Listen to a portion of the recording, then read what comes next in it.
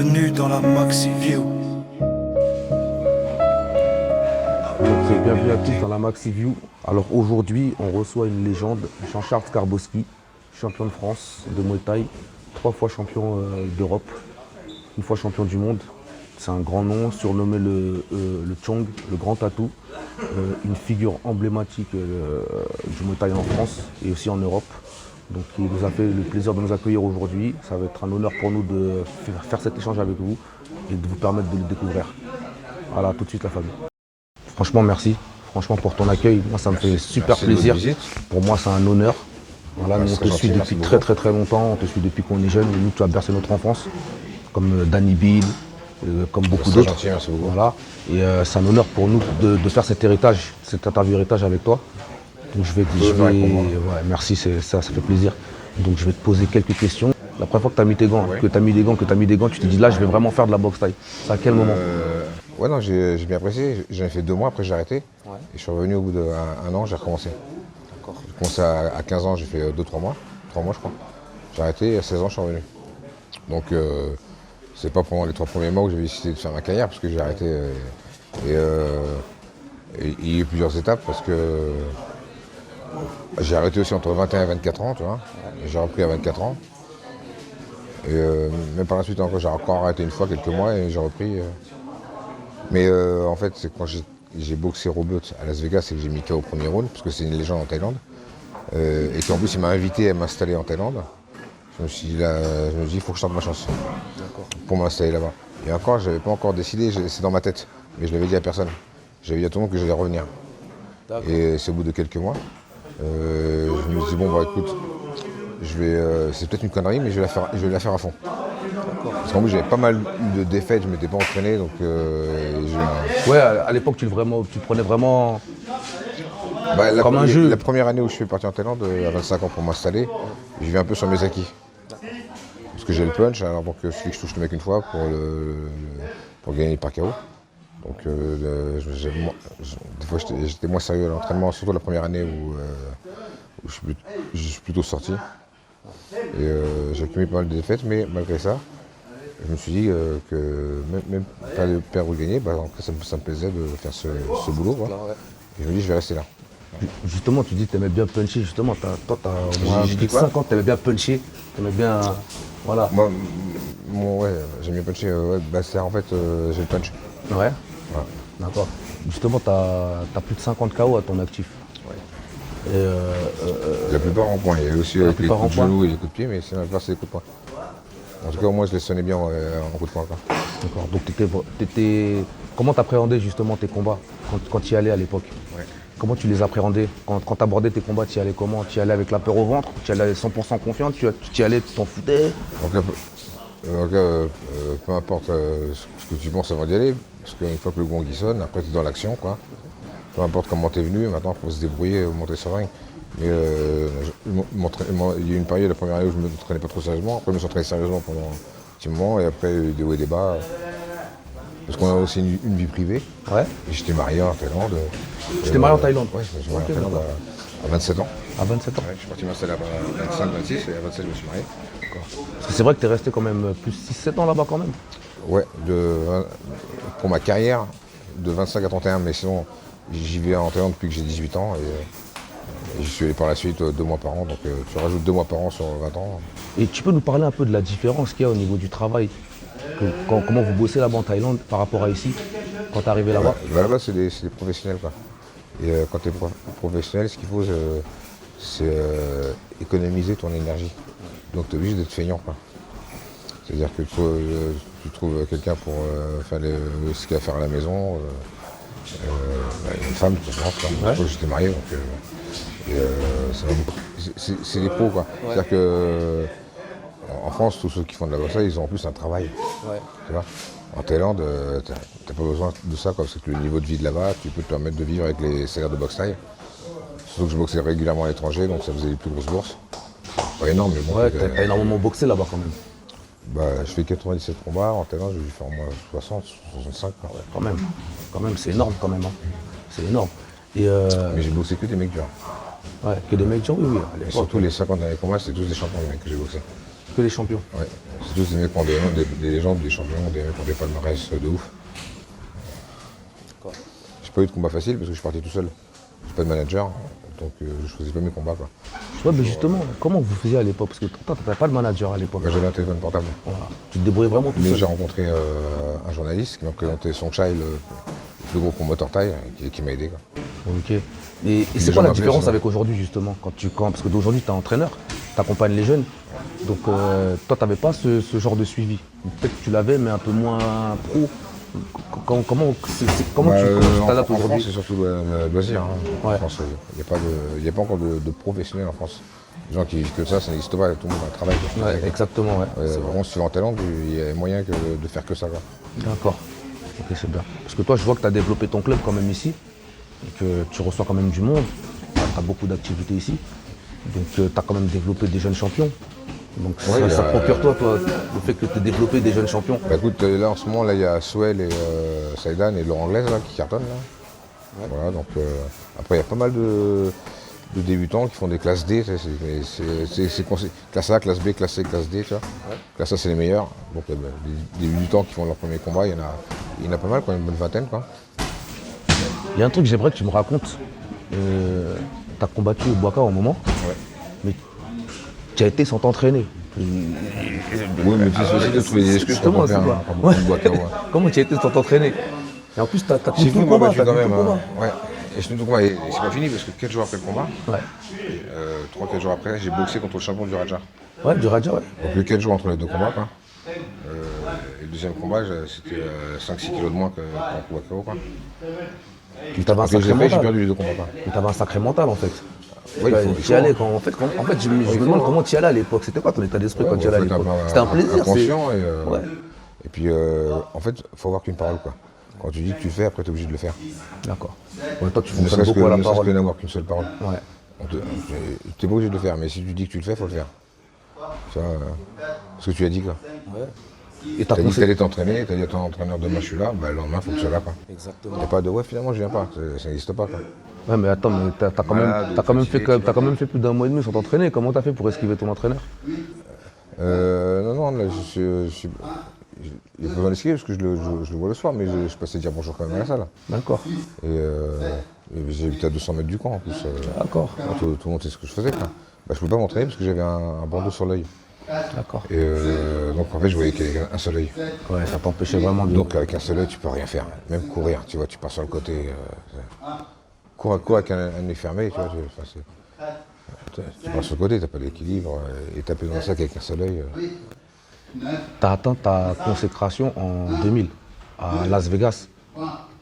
C'était ça? Las Vegas, ouais, j'ai fait une performance, j'ai battu un mec qui était plus fort que moi. Par contre, la première consécration, c'est quand j'ai battu les champions du Raja et du Lumpini en Thaïlande. Ah, pour toi, la consécration, c'est ça? C'est pas quand t'étais. Parce que c'était quand même. Tu devenais mais champion j'ai du boxé monde les quand même champions, en 2000. Le titre n'était pas en jeu. D'accord, donc c'était pas. D'accord. J'ai pas été champion du monde. Ok. Donc c'est. J'étais 3 fois champion d'Europe Ouais. et numéro 1 du Raja. D'accord, 2 fois. Le Non, Raja. pas 2 fois, de 2002 à 2006. D'accord, En ok. 4 ans. Ok, d'accord. Ouais, j'ai du mal, parce que moi je suis un footballeur, tu vois, j'ai un peu du mal à comprendre au niveau des 2002 règles et à tout. 2006, j'étais classé numéro 1 tout le temps. Ah, bien, Et bien. numéro 3 olympique. Il y a un autre truc que je voulais aussi évoquer avec toi, ça va être dans les derniers sujets. Je sais que tu as une très très bonne relation, très très positive avec la musique. Parce que je vois que dans ton club, parfois tu organises des sound Ouais, j'ai eu la systems, chance des trucs. d'avoir rencontré Junior Roy là, qui m'a présenté tout le monde là. Parce que moi j'aimais bien le raga hein, depuis que je suis petit. Quoi. Mais je n'allais pas dans les concerts, je ne connaissais pas tout le monde non plus, mais j'avais pas mal de CD. Quoi. Et donc j'ai rencontré Junior Roy, son père Maxwell, qui était du 18e, m'a présenté. Quoi. Et ainsi de suite, après les Sai Sai, après Ike Mouse qui vient souvent, Hugh Brown, Daddy Mori, OBF. Après il y a Cynic qui est passé, qui est dans le rap aussi. Et aujourd'hui il y a des rappeurs qui viennent là. Stress. Ouais. Voilà. Donc, vous allez regarder ça. Ah oui, donc on va faire des belles On entend découvertes. Maxwell ah aussi oui. là. Bigarang qui vient aussi souvent. Bigarang aussi. Bon ami, ouais. Ah, c'est bien, franchement, ça se voit que tu es très porté sur la culture et ça, moi, ça me fait très très plaisir. Tu vois, tu es très dans le sport, tu es aussi dans la musique, tu vois, et je vois que je comprends aussi quand j'ai essayé de beaucoup de jeunes autour de toi. un truc de musique avec des mecs qui sont moins célèbres et ils battent un record de vues, quoi, chaque fois. Ok. Oh, bien, bien. C'est Ouais, bien, ça c'est fait bien. plaisir, hein. Ouais, ça fait super plaisir, Ouais, franchement. notamment les artistes. Fou. Et là, t'as combien d'artistes qui va passer là aujourd'hui? Bah, il y a Stress qui vient avec son ami, et je crois qu'il vient aussi avec deux autres amis qui vont chanter, et puis j'attends Maxwell. Il y a Aurélien Duarte aussi, qui est un Attends, chanteur de oui, tu m'as dit boxe, ça tout à l'heure, oui. et qui est chanteur aussi. D'accord, ouais, j'ai appris ça tout à l'heure, justement. Ouais. J'ai hâte de le découvrir, justement. Ouais, tu vas voir. Hein. Ouais, ouais. Et lui, il est plus rap ou plus raga? Ouais, rap. Plus rap. Ouais, je vais découvrir. Toi, c'est reggae, là. Ah, moi, nous, c'est hip-hop reggae, raga, pareil. Et ton nom de Moi, musicien, mon c'est artiste, c'est Visionnaire. Visionnaire. Voilà. Après, le nom qu'on me connaît quand tu vas à Sevran, tu dis tu es Risbo. Voilà, tout le monde me connaît. Ouais. Voilà, ouais. Mais bon, on va dire, on a à peu près de la même génération, je suis juste un an de toi. Ça va. Mais tu me fais penser un peu à Tiwoni, là. Tout le monde me dit la même chose, tout le monde me dit je ressemble à Woni. Tout le monde me dit ça, on m'a toujours dit. C'est une dinguerie.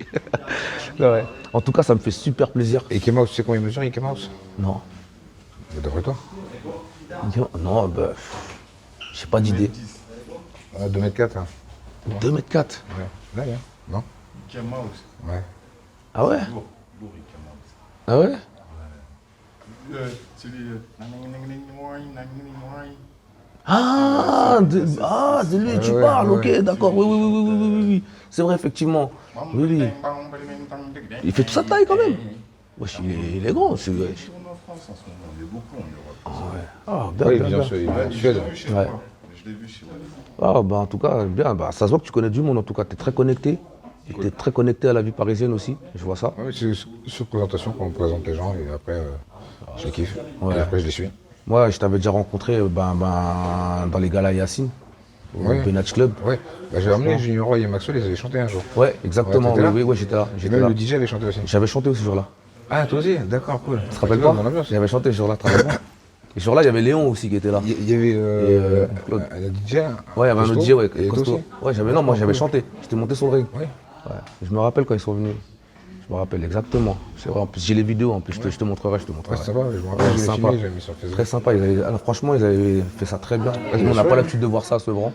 Ouais. Tu vois, donc pour nous, c'était un kiff. Bah, en fait, je me suis rendu compte que le rap est souvent mêlé au Muay Thai, à la boxe, mais le reggae, c'est vraiment un monde à part, qui était assez fermé et impossible de rentrer dedans, tu vois.